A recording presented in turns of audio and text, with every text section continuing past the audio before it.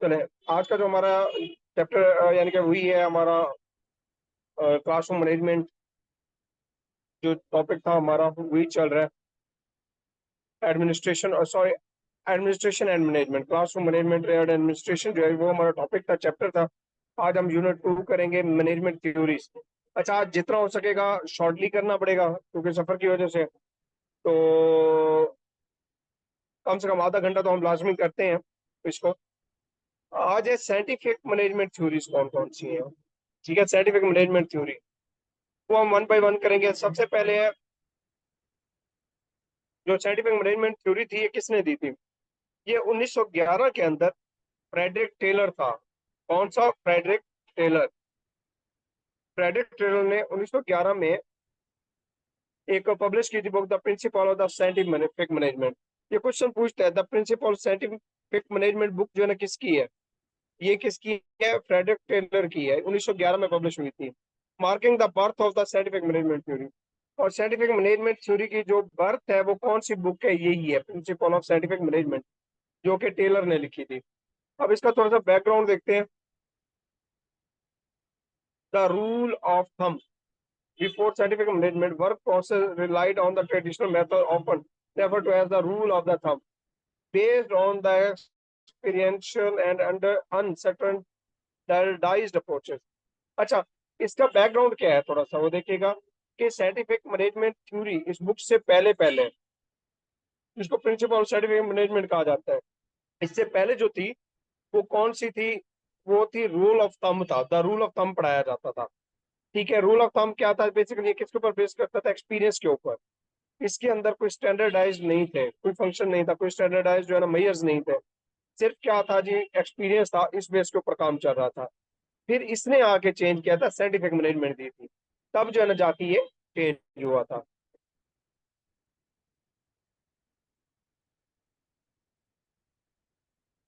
अब core principles क्या है इसके देखते हैं।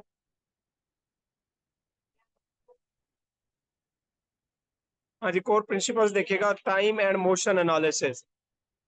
ठीक है, time and motion analysis, the Taylor introduce the scientific analysis of the work process emphasizing the study of the time required for each task and optimal motion involved।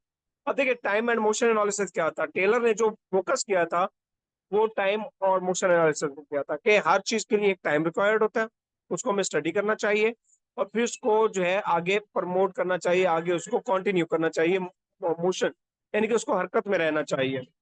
उसके बाद देखिएगा, कहता है Taylor's approach involves breaking down the work task into their smallest component. अब Taylor's की जो approach कौन सी थी इसमें? ये अप्रोच को कहा जाता है जिसके अंदर जो टास्क था उसको ब्रेक डाउन कर दो छोटे छोटे टास्क में, बड़े टास्क को, और फिर उसको क्या करो, उसको स्टडी करो छोटे छोटे पार्ट को। सबसे पहले बड़े पार्ट को छोटे में डिवाइड करो, फिर उसको स्टडी करो, that is called the analysis कहलाता है। इसको हम क्या कहते हैं? एनालिसिस। तो टेलर ने किसके ऊपर फोकस किया? एनालिसिस के ऊपर फोकस किया। उसके बाद analysing each component to identify the most efficient way to perform it. फिर क्या करना है? हर एक को आइडेंटिफाई करना है, एनालाइज करना है, हर एक कंपोनेंट को जज करना है, फिर उसमें से जो सबसे बेहतरीन हो उसको आपने इंप्लीमेंट करना है। Determining the exact time required for each task aiming the minimise wasted effort at the time. इसका पर्पस क्या था कि आपने हर एक चीज के लिए एक टाइम होता है, उसको जज करना है और हर उस टाइम के ऊपर हर उस टास्क को आपने क्या करना है? इंप्लीमेंट करना है। ये आपका क्या करेगा? टाइम सेविंग करेगा और एफिशिएंसी को बूस्ट करेगा। वो कहता है फॉर एग्जांपल हम देखते हैं, तो वो कहता है in a manufacturing setting time and motion analysis में involve studying the sequence of the movement required for assembling the product, identify inefficiencies and optimising the process. कहता है कोई भी इंडस्ट्री है, आप उसको फोकस कर लें। फर्स्ट ग्रेड कपड़ा बनते हैं, उसमें आप देखिए फाइबर कहाँ से आता है, उसमें से फिर धागे कैसे बनेंगे, वहां पे आगे जो है ना वो जो है आपस में कपड़ा कैसे बनेगा, फिर उसको डाई किस तरह किया जाएगा, यानी कि हर एक प्रोसेस है ये। आपने उस प्रोसेस को क्या करना है? जज करना है। तो ये एक एग्जांपल है किसकी? मैनेजमेंट जो है, साइंटिफिक मैनेजमेंट थ्योरी की। उसके बाद है division of labour and specialisation. दूसरा टास्क क्या है जी? आपने division of labour and specialisation, labour को किस तरह डिवाइड करना है, उसको टास्क किस तरह असाइन करना है, ठीक है, और स्पेशलाइजेशन जो है ना हमने उसमें किस तरह लेनी है। कहते हैं scientific management advocate the breaking down task into smaller specialized components. This division allow the worker to focus on the specific skill, increasing efficiency. अब देखें इसके अंदर क्या है, कहते हैं जो साइंटिफिक मैनेजमेंट अप्रोच है इसके अंदर क्या करती है जी, वो कहते हैं कि आप टास्क को डिवाइड कर दें, खास कंपोनेंट उनके ऊपर फिर क्या करें, स्पेशलाइजेशन करें, ठीक है, और ये जो है फिर आप खास वर्कर को खास टास्क दे दें, ठीक है, ताकि एफिशिएंसी को इंक्रीज किया जा सके। उसके बाद worker specialise in performing specific task, becoming expert in their signed areas. अब देखिए जब आप किसी को स्पेसिफिक टास्क देंगे वो इसके अंदर क्या हो जाएगा, वो इसके अंदर एक्सपर्ट हो जाएगा, उसकी स्किल्स बिल्ड होंगी, डेवलप होंगी।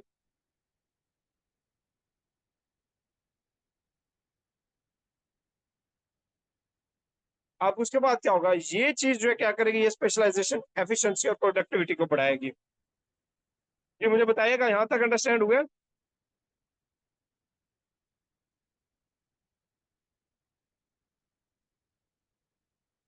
ये बताइएगा अंडरस्टैंड हुआ यहाँ तक? चले उसके बाद है एग्जाम्पल वन देखिएगा। एग्जाम्पल वन क्या है?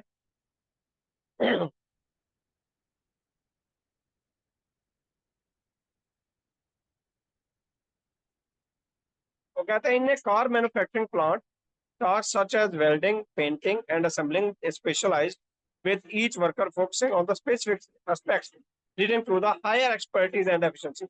अब देखिए एग्जाम्पल है, हम इस एक को करेंगे दूसरी नहीं करते। सिंपल सा एग्जाम्पल ये है, वो कहता है कि आपने देखा होगा कि एक कार इंडस्ट्री है, उसके अंदर एक वेल्डिंग कर रहा है, कोई इक्विपमेंट को जो है जोड़ रहा है, उसके अलावा कोई जो है उसको पेंट कर रहा है, कोई उसको असेंबल कर रहा है। तो हर एक के लिए क्या होता है, स्पेशलाइज्ड पर्सन होते हैं। इससे क्या होता है, एफिशिएंसी भी बढ़ती है और प्रोडक्टिविटी भी बढ़ जाती है। दूसरी एग्जांपल कर लीजिएगा, हम नेक्स्ट आते हैं। Administrative management theory. अब ये क्या है,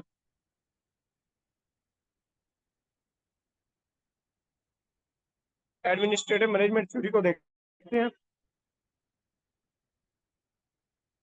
एडमिनिस्ट्रेटिव मैनेजमेंट थ्योरी क्या है जी, कहते हैं introduction, administrative management theory formulated by Henry Fayol.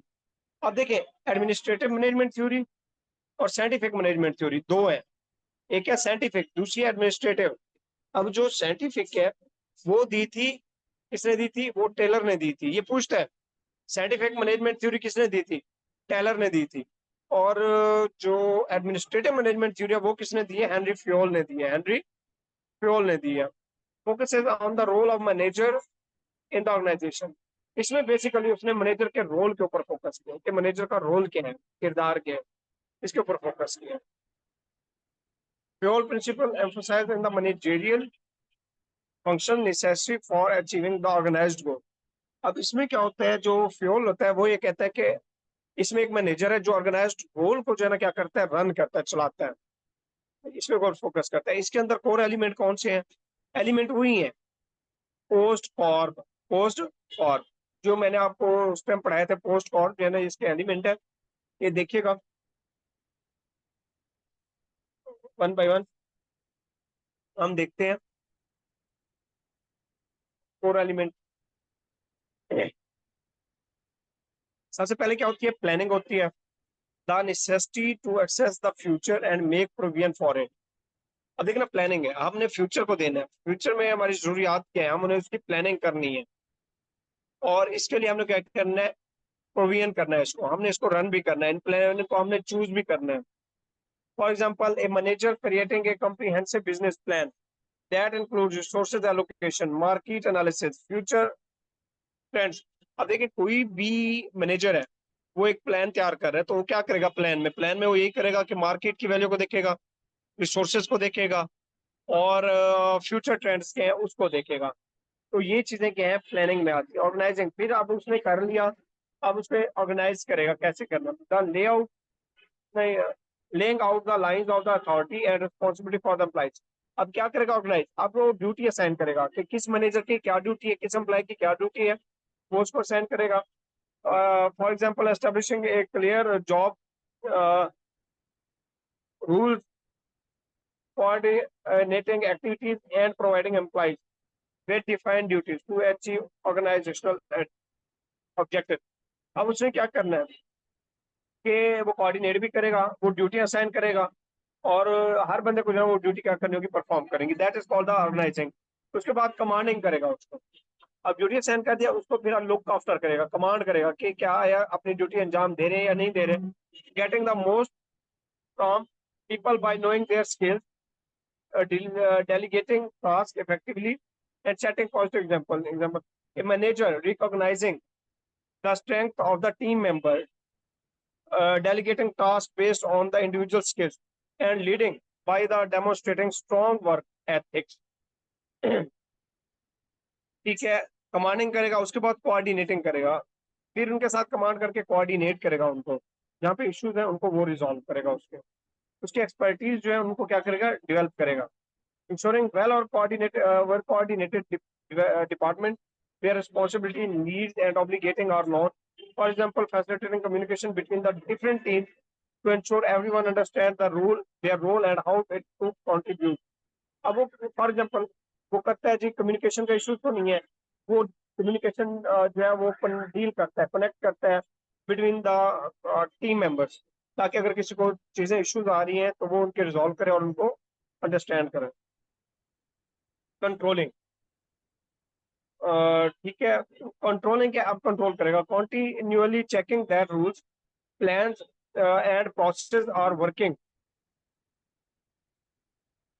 And controlling क्या है, continually checking that rules, plans and process are working efficiently. अब इसको कॉन्टिन्यूअसली चेक करेगा, कंट्रोल करेगा कि आया ये काम कर रहे हैं नहीं करेंगे, तो इसको क्या करेगा, इंस्पेक्शन करेगा इसकी। हाँ जी बताइएगा, यहाँ तक अंडरस्टैंड है?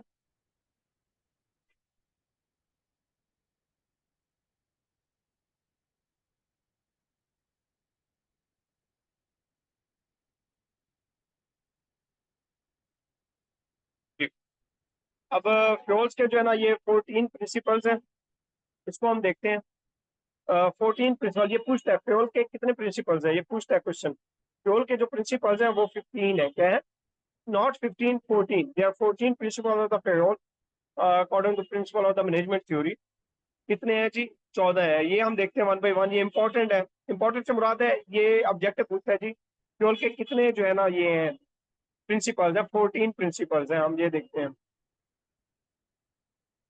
डिवीजन ऑफ द वर्क, सबसे पहले क्या करना है, वर्क की डिवीजन करना है, टास्क असाइन करने हैं to the employees based on their expertise for the increase efficiency. अब देखिए, अगर आप एफिशिएंसी बढ़ाना चाहते हैं तो आप क्या करेंगे, जो स्पेशलाइज्ड पर्सन है, जो स्किल पर्सन है, उसको उसका टास्क दे दें, उसके स्किल के रिलेटेड। उसके बाद authority, manager must process manager must possess the authority to give the orders, and this authority comes with the responsibility. अब मैनेजर ने क्या करना है, अथॉरिटी देनी है हर एक मेंबर्स को, हर एक सुपरवाइजर को, ताकि वो जो है ना उसको क्या कर सके, उसको यूटिलाइज कर सके उसकी रिस्पॉन्सिबिलिटी के साथ। उसके बाद डिसिप्लिन है, उसका देखिएगा डिसिप्लिन क्या है, तो डिसिप्लिन क्या, everyone should follow the rules and agreement between the organisation and employees should be transparent. अब देखना उसने क्या करना है, हर एक को जो रूल्स और रेगुलेशन बताना है, उनको डिसिप्लिन करना है, उनको कंट्रोल करना है, ठीक है, हर कोई अपना जो है ना एक डोमेन के अंदर रह के काम करे। यूनिटी ऑफ द कमांड, अब देखिए यूनिटी ऑफ द कमांड क्या है, यूनिटी ऑफ द कमांड क्या होनी चाहिए, मैनेजर के पास, वो जिसको ऑर्डर करे वो उसको इम्प्लीमेंट करे। Employees should receive order from one supervisor to maintain order and stability. अब इसमें क्या करना चाहिए, जो एम्प्लॉइज हैं वो सुपरवाइजर से ऑर्डर लें और उसको मेंटेन करें, रिस्पॉन्सिबिलिटी के साथ उसको क्या करें, इम्प्लीमेंट करें। उसके बाद यूनिटी ऑफ द डायरेक्शन, एक ही डायरेक्शन होनी चाहिए, ये नहीं कि कोई एम्प्लॉय किस डायरेक्शन में कोई किसी में, वन डायरेक्शन होनी चाहिए। Collective interest over the individual interest, हमने क्या इसके ऊपर फोकस करना है, मैनेजर कहता है फोकस करना चाहिए कलेक्टिव इंटरेस्ट के ऊपर, ना कि इंडिविजुअल। ये नहीं कि हर कोई इंडिविजुअल अपने इंटरेस्ट के मुताबिक काम करे, बल्कि जो ऑर्गेनाइजेशन या कंपनी का इंटरेस्ट है उसके मुताबिक काम करना है।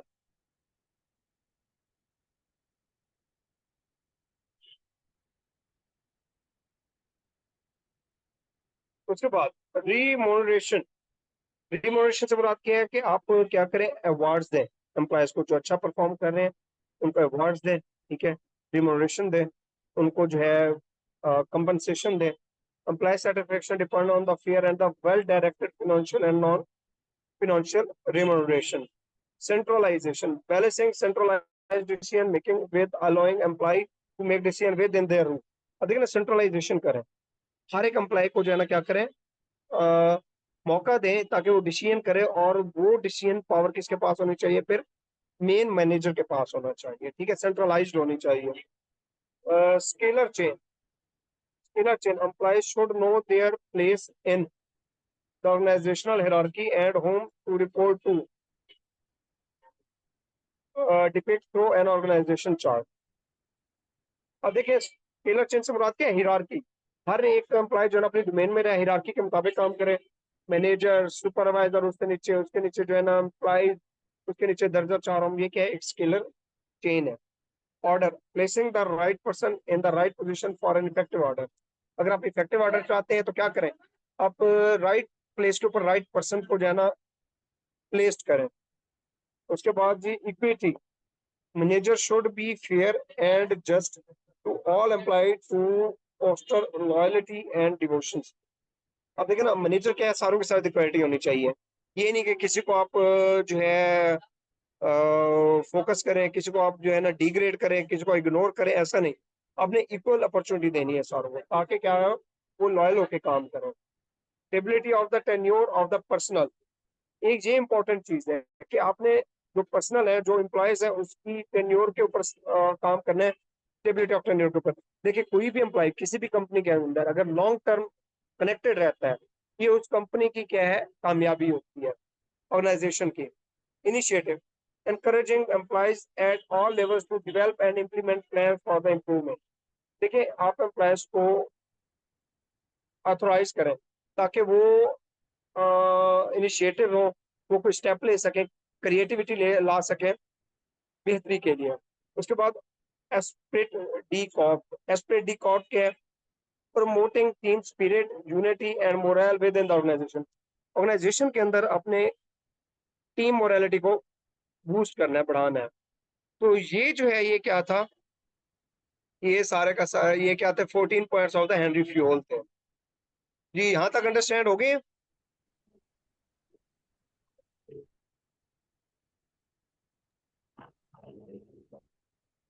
ये बताइएगा।